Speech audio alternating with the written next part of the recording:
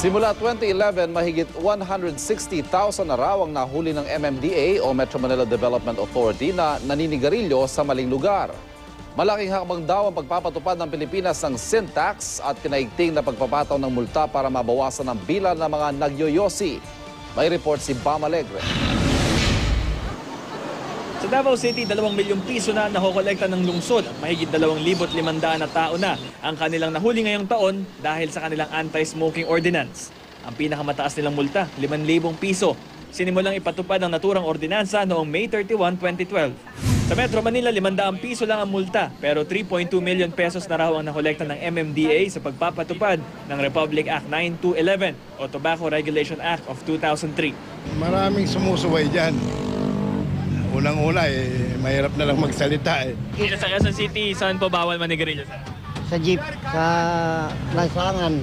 Dito, hindi rin pwede rito, kaya lang may mga nakikita rin akong nag-smoke. Mula 2011, tinatayang mahigit 160,000 na tao na ang nahuli ng MMDA dahil sa paninigarilyo sa mga hindi wastong lugar. Tinatayang kada buwan, 7,000 tao ang kanilang sinisita at kada araw, 350. Nagmamatsyag ang MMDA sa mga confined and closed spaces, lalo na sa mga pampublikong lugar. Kung may bubong o dingding sa inyong kinatatayuan, bawal manigarilyo. Ayon sa MMDA, ang nakolekta nilang multa na pupunta sa National Treasury at hindi sa kanila. Mas malaki sana sa 3.2 million pesos ang halagang ito, pero 10% lang daw sa mga nahuhuli ang nagbabayad ng multa. Ang MMDA, we're not after the money. We would like to help the smokers quit.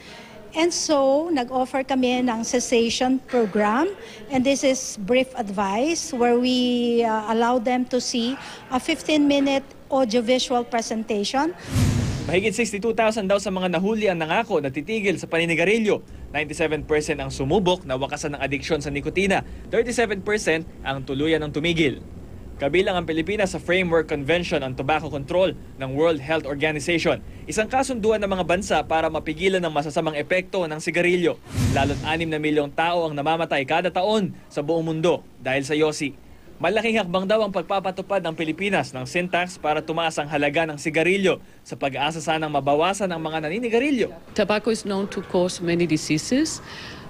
Chronic diseases like cancers in several parts of the body, for instance, lung cancer, cancer of the throat, etc. It also is responsible for other chronic diseases like cardiovascular diseases, diabetes, hypertension. Baging sa mga opisina ng pamahalaan, may mga alituntunin din ng Civil Service Commission sa paninigarilyo. May designated smoking area dapat.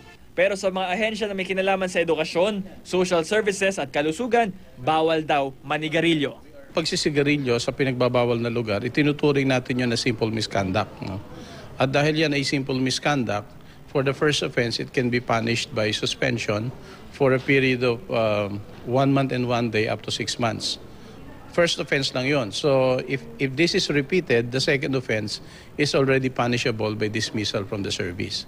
Bam Alegre, GMA News.